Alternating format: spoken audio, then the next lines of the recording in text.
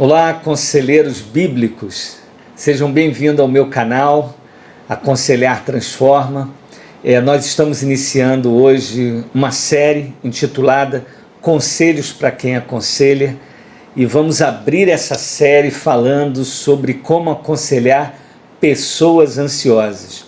Eu espero que realmente este conteúdo possa edificar você e capacitá-lo com princípios que eu acredito você vai poder usar no seu aconselhamento, ok? O que é ansiedade e como a Bíblia se refere a ela? Ansiedade é uma sensação de aflição, receio ou agonia, sem causa aparente. Também pode ser inquietação ou impaciência causada por algum desejo ou vontade. Com esta definição, nós cobrimos duas ideias sobre a ansiedade.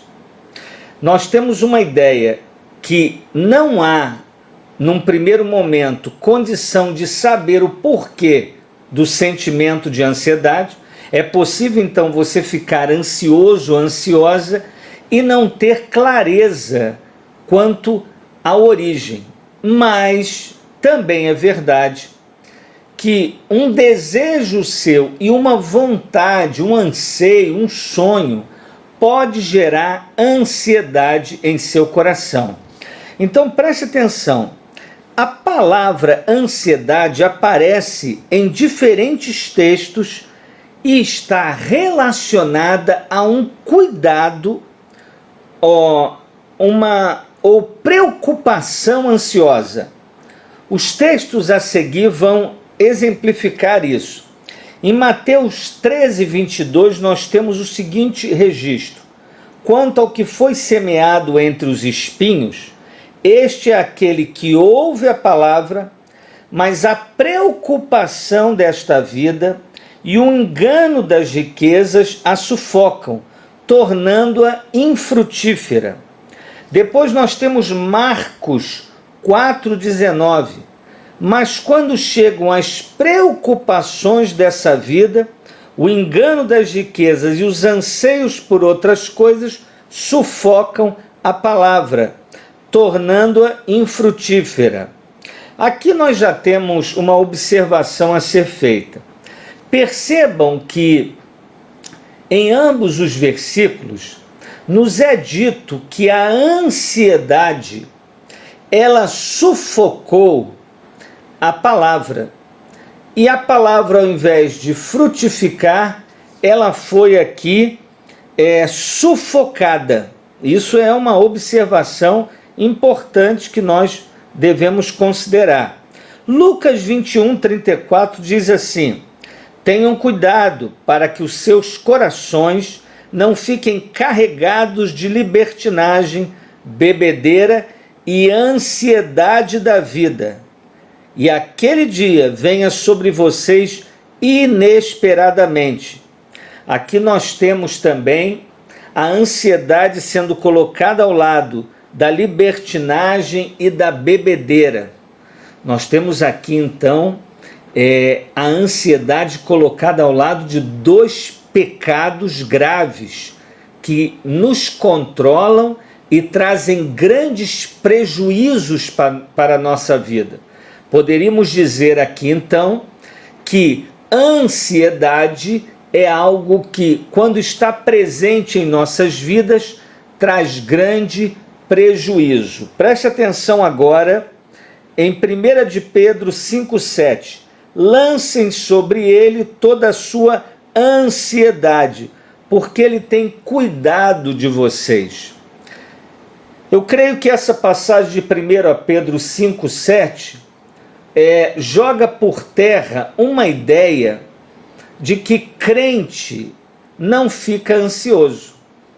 A questão, meu irmão, não é você ficar ansioso, é você permanecer com ansiedade. A palavra de Deus está dizendo que você deve pegar esta ansiedade e lançá-la nas promessas de Cristo, no Cristo das promessas. A Bíblia diz que ele tem cuidado de você, não é que ele vai cuidar após você lançar. Meus irmãos, eu gostaria agora que você observasse o seguinte: além de sabermos aqui que é possível cristãos se sentirem ansiosos, percebam que este sentimento de ansiedade está intimamente ligado aos cuidados da nossa vida ou assuntos relacionados a ela. Em nenhum momento, isso aqui é muito importante, em nenhum momento encontramos a designação de que existe uma categoria de ser humano que devemos chamar de ansiosos. Ou seja, ansiedade não é uma doença, ainda que a ansiedade possa alcançar estados que pode vir a trazer prejuízos psíquicos e físicos, é verdade. A Organização Mundial da Saúde, por exemplo, identificou no Brasil uma média de 9,3% da população brasileira sofre de ansiedade crônica. Isso dá quase 20 milhões de brasileiros. Então, com certeza, uma população ansiosa sobrecarrega o sistema de saúde e isso gera gastos públicos, isso gera também consumo de remédios que por sua vez geram outros problemas, porque remédio é assim, você toma para resolver um problema, ele produz outro. Então preste atenção nisto. A palavra de Deus, ela pode neste momento ser um instrumento poderoso, não só para identificar, diagnosticar o seu coração, mas também para prescrever a solução. Ouça esses versículos. Nos muitos cuidados que tenho, que dentro em mim se multiplicam, as tuas consolações me alegram a alma. Nos muitos cuidados que dentro em mim se multiplicam. Acontece uma conta dentro de nós de multiplicação quando você pega um problema e começa a acrescentar sobre ele outras preocupações, porque quando você olha, a ansiedade ela é rápida em dar frutos. Então você acolhe uma ansiedade, ela rapidamente vai produzindo outra. Por isso que o salmista vai dizer aqui no Salmo 94:19 que se multiplicam estes muitos cuidados. Provérbios 12:25 vai dizer: a ansiedade no coração do homem o abate, mas a palavra o alegra. Olha só, é possível você ficar abatido porque você está ansioso. Então, existem pessoas hoje cansadas emocionalmente por conta de estarem sobrecarregadas de ansiedade. Outro texto importante aqui, Eclesiastes: afaste do coração a ansiedade e acabe com o sofrimento do seu corpo. Eclesiastes 11:10. Observe, irmãos, que todas essas passagens lidas agora, esses 3 versos, eles mostram para nós que a ansiedade vai produzir problemas de ordem emocional e de ordem física. Vai trazer prejuízos que serão observados por outros. Vamos ver pessoas de cabeça baixa, pessoas desanimadas diante da vida, e tudo porque estão com o coração sobrecarregado. Bem, o meu conselho para você que aconselha é observar o próprio caminho que estes versículos estão mostrando. No versículo 19 do Salmo 94 diz: as tuas consolações me alegram a alma. Provérbios 12, 25 diz, mas a boa palavra o alegra. Quando você se deparar com uma pessoa ansiosa, você não vai dar a ela uma receitinha de bolo. Você não vai mandar a ela apenas fazer uma caminhada ou entrar para fazer uma atividade física. Não vai dizer esquece esses problemas, pense apenas em coisas positivas. Este tipo de conselho um não cristão pode dar. Nós, conselheiros bíblicos, assim que fazemos um diagnóstico com a Escritura aberta, mostrando para esta pessoa aquilo que a Bíblia revela sobre ela e prescrevendo também para essa pessoa o remédio que a Escritura apresenta, você vai ver que os efeitos serão não apenas temporários, como muitos dos efeitos destes conselhos que são pautados tão somente na sabedoria humana. Nós estamos trabalhando aqui com conceitos e com conselhos do céu. Então presta atenção, eu vou te dar agora 3 conselhos para você que aconselha pessoas ansiosas ou que vai aconselhar. O primeiro conselho que eu tenho para te dar é que você vai mostrar a esta pessoa que existe na Bíblia indicativos e imperativos. Eu tenho observado que muitos cristãos que atendem pessoas, até pastores, não observam que a Bíblia é um livro que tem imperativos e indicativos em suas declarações. O que isto significa? Imperativo tem a ver com a lei que revela a vontade de Deus. Ou Deus nos manda fazer algo, ou Deus diz para não fazermos algo. Isso eu chamo de imperativo. Maridos, amai vossas esposas. Mulheres, sejam submissas aos vossos maridos. Filhos, honrai vossos pais. Pais, não provoqueis a ira dos vossos filhos. É tudo lei, tudo mandamento. Agora, o indicativo. O que é um indicativo? São declarações de fé, onde eu e você não temos que fazer nada senão crer.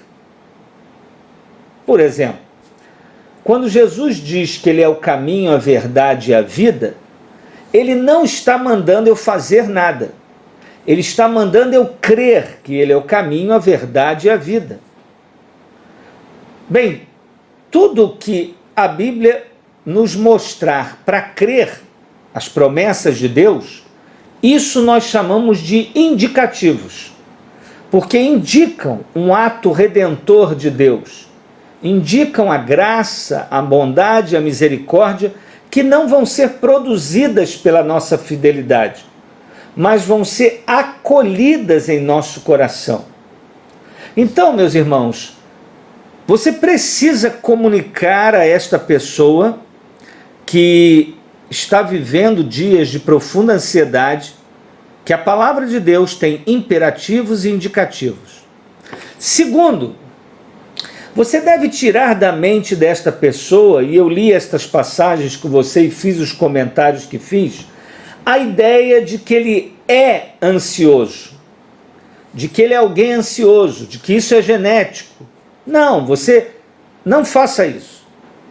Não existe essa designação. Existem pessoas que estão ansiosas, estão andando, vivendo de forma ansiosa. Por isso que a Bíblia diz, não andeis ansioso. Lancem a vossa ansiedade. Quer dizer, é algo que está conosco, mas nós podemos abrir mão. Você pode fazer isso. Nós podemos. E nós, conselheiros bíblicos, devemos tirar esse rótulo de cima das pessoas. Isso é muito importante. Não tem nada pior do que uma pessoa rotulada. Ah, esse aqui é o homossexual, essa aqui é a lésbica, esse aqui é o ladrão. Não, esse aqui é o que está roubando. Estas duas pessoas estão praticando sexo em desacordo à vontade de Deus. Isso gera esperança, irmãos. Só esta informação de que a pessoa ela não nasceu assim. Isso é um comportamento aprendido. E nessa que você fala de comportamento aprendido, cabe aqui como um conselheiro bíblico, eu sempre ensino isso nos meus cursos, a pessoa observar como ela aprendeu essa prática.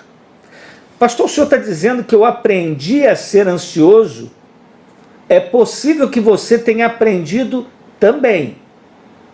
O seu coração age não necessariamente por aquilo que você viu do lado de fora. E não precisa, porque o seu problema, ele não começa do lado de fora, ele começa do lado de dentro. Foi Jesus quem disse: o problema não está no que entra, mas no que sai. Cristo estava falando do coração corrupto.